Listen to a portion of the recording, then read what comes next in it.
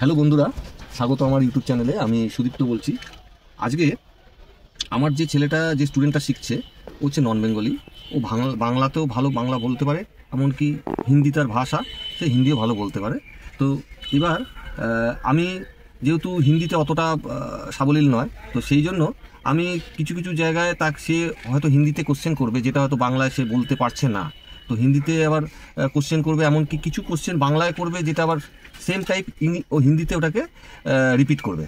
তো এখানে আমি এই কারণে এই আইডিয়াটা আমি এই ভিডিওতে নিতে বাধ্য হচ্ছি, এই কারণ অনেক বাংলাভাষী লোক হয়তো বুঝতে পারবে, অনেকে বাংলা ভাষা বোঝে না। তো তাদের জন্য আমার কিছুটা এই ভিডিওতে অবদান থাকবে, যে যাতে হিন্দিতে কোশ্চেন করলে আমি উত্তরটা আমি যতটা পারবো বাংলা হিন্দি মিক্সিং করে আমি দেওয়ার চেষ্টা করব। তো এবার আজকে টপিকটা হচ্ছে যে মানে এর কাছ থেকে আমি যতটা বুঝতে পারলাম যে এর ব্রেক সম্পর্কে কিছু কিছু ওর মানে কোয়ারিজ আছে। তো কোয়ারিজগুলো এখন ও আমাকে সেটা বলবে, তার উত্তরটা আমি ওকে যতটা পারবো থিওরিটিক্যাল ভাবে আমি ওকে জিনিসটাকে বোঝাবো, থিওরিতে বুঝিয়ে দেবো। তারপর ওটাকে প্র্যাকটিক্যাল করে আপনাদের সামনে আমি এটা তুলে ধরবো যে কীভাবে মানে আপনারা ব্রেকটাকে অ্যাপ্লাই করবেন। আর এটা মাথা রাখবেন যে এক্সিলেটারের সঙ্গে ব্রেকের একটা খুব ভালো রিলেশন আছে। কারণ এক্সিলেটার যে পা দিয়ে মারছে, অর্থাৎ ডান পা ইউজ হচ্ছে এক্সিলেটারটা দিতে গেলে, তো সেখানে ডান পা যদি এক্সিলেটার ছাড়তে দেরি করে তাহলে তার ব্রেক মারতে দেরি হবে। তো এইটা সবসময় এটা বেসিক একটা কনসেপ্ট। হ্যাঁ, তো এবার বাইক যারা চালান তাদের ব্রেক যে প্রেস করার যে টাইমিংয়ের ব্যাপার থাকে, এখানে কিন্তু 4 চাকার ক্ষেত্রে তার আগে একটা বাইক যদি 10 ফুট আগে সে ব্রেক অ্যাপ্লাই করতে আরম্ভ করে, তো বিভিন্ন পরিস্থিতিতে আমরা বিভিন্ন রকমভাবে ব্রেকটা অ্যাপ্লাই করে থাকি। যত স্পিড বেশি থাকবে তত তাকে দূর থেকে অ্যাপ্লাই করতে হবে, যত স্পিড কম থাকবে একটা টার্নের সামনে যদি আমি চলে যাই, আমার স্পিড হিসাবে আমি ব্রেকটা কখন অ্যাপ্লাই করব, কম বেশি কত দূর থেকে অ্যাপ্লাই করব এটা জানতে হবে। তো এইটা জানতে গেলে তাকে মিটার ফুটের একটা মানে একটা এই মাপযোগের একটা তাকে মাথায় একটা ধারণা থাকতে হবে যে এটা কত মিটার দূরত্বে আমার গাড়িটা রয়েছে, বা আমার কত ফুট দূরত্বে গাড়িটা ডিস্টেন্সে রয়েছে। তো সেই ডিস্টেন্সের অভিজ্ঞতা তাকে জানতে হবে। সে যদি না জানে তাহলে তার ব্রেকিং করতে গেলে অনেকটা অসুবিধা হতে পারে। তো এবার যেটা হচ্ছে, তো আমার যে ছাত্র মোহিত, ও এখন ওর যা যা কোয়ারিজ আছে সেগুলো এখন ওর সামনে আমি ওকে কোশ্চেন করলাম যে তোমার যা যা কোয়ারিজ আছে তুমি আমাকে জিজ্ঞেস করো, আমি যতটা পাচ্ছি তোমাকে হেল্প করার চেষ্টা করছি। तो सुदीप्त अंकल, मेरा मतलब क्वेश्चन है कि अगर गाड़ी ऑन रोड हम लोग चला रहे हैं तो कब कौन सा सिचुएशन में मतलब राइट पैर से ही एक्सीलेटर भी देते हैं और ब्रेक भी उसी से प्रेस करना है, तो कब मतलब एक्सीलेटर से पैर हटेगा, ब्रेक पे प्रेस करेंगे, और मतलब किस टाइम ज़्यादा प्रेस करना है, लूज कब करना है। अच्छा, ये हुआ। और सेकेंड हुआ आपका कि कितना डिस्टेंस में, जो आप बोले कि हम लोग को एक आइडिया लेकर चलना पड़ता है मीटर फुट के हिसाब से, तो वो चलते चलते वो तो आप बता ही दीजिए कितना डिस्टेंस में रहेंगे जो कि ब्रेक हम लोग को पहले से ही लेना है, जो कि गाड़ी मेरा बंद ना हो। ওর ফার্স্ট কোয়ারিজ হচ্ছে যে আপনার মানে ও ডান পাটাকে কখন এক্সিলেটার থেকে ব্রেকে নেবে।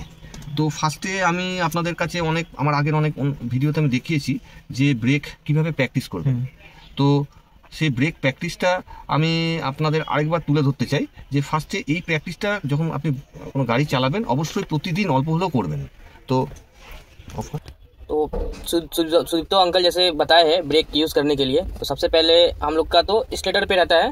अगर ऑन रोड हम लोग जब चला रहे हैं गाड़ी, तो हम लोग का राइट पैर ब्रेक एक्सीलेटर पर से हटा करके ब्रेक को ऐसे प्रेस करना है। पूरा ये पांचों उंगली को नहीं रखना है, जस्ट ऐसे उठा करके, और ये जो हम लोग का हील है उसको अंदर एयर में टच नहीं करना है। तो ये यहाँ से उठेगा, ऐसे जाएगा, फिर जब एक्सीलेटर पे आएगा तो फिर नीचे ये करके तब ये जो अंगूठा हम लोग का होता है ये प्रेस होगा। अच्छा, कैसे प्रैक्टिस करोगे जब गाड़ी चलाओगे? हाँ। चलाने के पहले तुम कैसे प्रैक्टिस करोगे? प्रैक्टिस करने के लिए हम लोग को वो पा उठाओ ऐसे करके वो स्ट्रेट लाइन जाओ, वो जो उंगली है उंगली उसमें रहेगा, ठीक है। और ये जो तुम्हारा एंकल है वो एयर में रहेगा ऐसे। तो इसको 1 कहते हैं, जब टच करोगे उसको 1 नेक्स्ट 2 ये 3 ऐसे, फिर 1 2 3 ऐसे थोड़ा प्रैक्टिस करना चाहिए। इसमें क्या होता है, जब कोई नया चलाता है तो सामने कोई ऑब्जेक्ट सडनली आ जाता है, तो वो क्या करते हैं, वो एक्सीलेटर से पा उठाते हैं। कैसे? ऐसे दिखाओ, एक्सीलेटर से वैसे नहीं। नया जब चलाते हैं एक्सीलेटर में पा रखो, अच्छा नया एक्सीलेटर पा रख के सडनली कोई सामने आ जाता है तो वो क्या करते हैं, वो हट करे ऐसे रख देता है, ऐसे रख नहीं देता है। वो क्या करता है, एक्सीलेटर से पा उठाता है, ऐसे उठाता है और बाएं तरफ नहीं हटा के, মানে পা বাদিকে পাটাকে না সরিয়ে ও কি করে, সেট করে ব্রেক ভেবে ওই এক্সিলেটারেই প্রেস করে দেয়। এখানে মানে উঠিয়ে এদিকে না সরিয়ে এখানেই প্রেস করে দেয়। এটা কেন হয়? এই কারণে, কারণ আমরা বাইকে যখন আমরা ব্রেকিং করি, হ্যাঁ, তখন আমরা পাটা তো আর এরকম সরানোর ব্যাপার থাকে না, ওই অভ্যাসটাই আমাদের থেকে যায়। তো তখন আমরা কি করি, ওই এক্সিলেটার প্যাডেল থেকে পাটাকে সেট করে তুলে ওই এক্সিলেটারেই ব্রেক ভেবে আমরা ব্রেকটা মারি। তো এর ফলে কি হয়, ডবল স্পিড হয়ে গিয়ে মাথা হ্যাং করে গিয়ে যখন গাড়ির স্পিড ডবল হয়ে যাবে তখন তার স্টিয়ারিং আর কোনো এদিক ওদিক কাটানো যাবে না, ও সোজা গিয়ে স্ট্রেট গিয়ে ধাক্কাটা মারবে। তো এই যে হ্যাং জিনিসটা হয়, তো এই হ্যাংটাকে ক্লিয়ার যাতে এই হ্যাংটা না হয় তার জন্য কি করেছি আমি, এইটাকেই আমার মাথায় কনসেপ্ট রেখেছি যে কোনো স্টুডেন্ট যখন ব্রেক নেবে, আমি যেহেতু তাকে স্টেপ বাই স্টেপ তৈরি করি, হ্যাঁ, তাহলে তাকে এই প্র্যাকটিসটা করে সবসময় প্রতিদিন যখন সে চালাবে সে যেন একটু হলেও এই প্র্যাকটিসটা করে নেয়। এই প্র্যাকটিসটা করলে তার অভ্যাসে দাঁড়িয়ে যাবে, হ্যাঁ, যে অটোমেটিক পা তোলার সঙ্গে সঙ্গে পাটা ব্রেক প্যাডেলে চলে আসবে।